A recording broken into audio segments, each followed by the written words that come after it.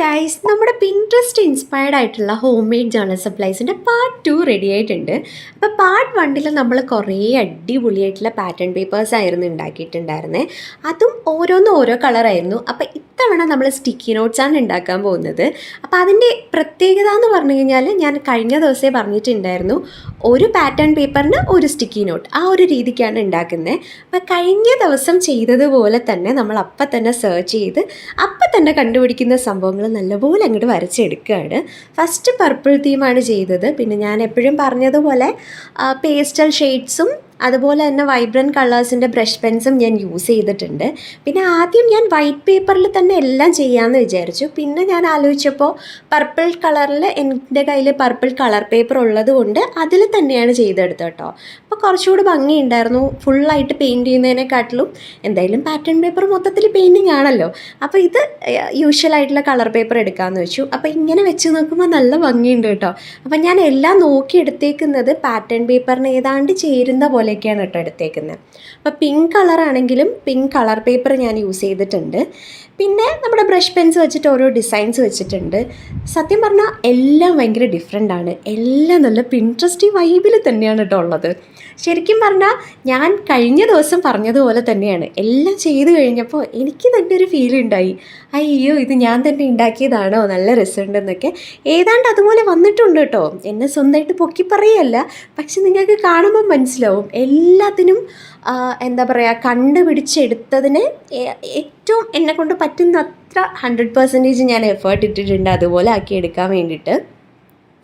Green colour വന്നപ്പോഴേക്കും ശരിക്കും floral തീമിലായതുകൊണ്ട് sticky നോട്ടും ആ ഒരു രീതിക്ക് ചേരുന്ന പോലെ വരണം എന്ന് എനിക്കുണ്ടായിരുന്നു. അപ്പോൾ ഒരു 2 സർക്കിൾ വരച്ചു. എന്നിട്ട് ഇതേ ഒരു പാറ്റേണാണ് എടുത്തേക്കുന്നത്.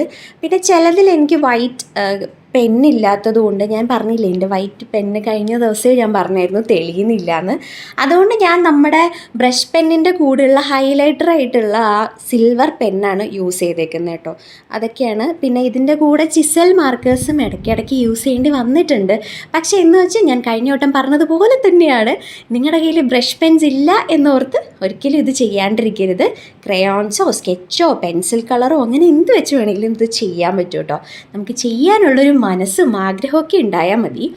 അപ്പോൾ സെർച്ച് ചെയ്യേണ്ടത് ഇപ്പോൾ കളർ ഏതാണെന്ന് വെച്ച് കഴിഞ്ഞാൽ പർപ്പിൾ തീം സ്റ്റിക്കി നോട്ടെന്നോ പർപ്പിൾ സ്റ്റിക്കി നോട്ടെന്നോ അങ്ങനെ എന്തെങ്കിലും ചോദിച്ചാൽ മതി.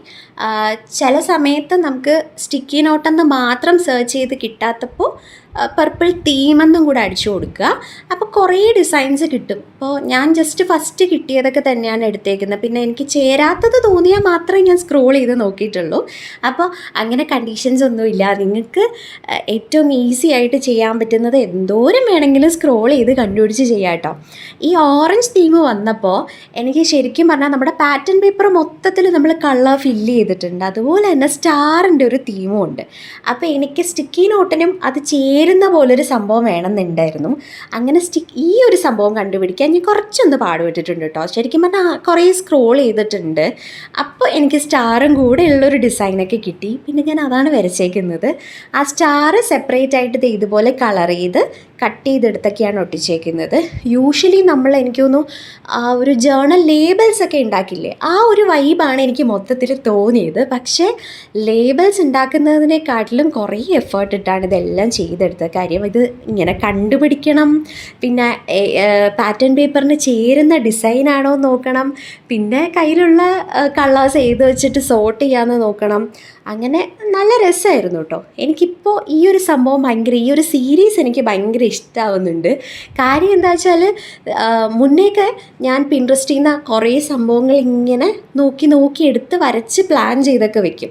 ഇത് സ്പോണ്ടേനിയസ് ആയിട്ട് വീഡിയോ എടുക്കുമ്പോൾ തന്നെ പിൻട്രസ്റ്റ് നോക്കി ഏതാണെന്ന് ചൂസ് ചെയ്ത് അപ്പം തന്നെ എന്തൊക്കെ വെച്ചിട്ട് എങ്ങനെയൊക്കെ ചെയ്യാമെന്ന് പ്ലാൻ ചെയ്ത് ചെയ്യുമ്പോൾ ഒരു രസമൊക്കെ ഉണ്ട്. പക്ഷെ ശരിക്കും ഒരു 2 മണിക്കൂറോളം സ്പെൻഡ് ചെയ്തെടുത്ത വീഡിയോ ആണ് ഒരു 5-6 മിനിറ്റിൽ ഞാൻ നിങ്ങൾക്ക് കാണിച്ചു തരുന്നത് കേട്ടോ.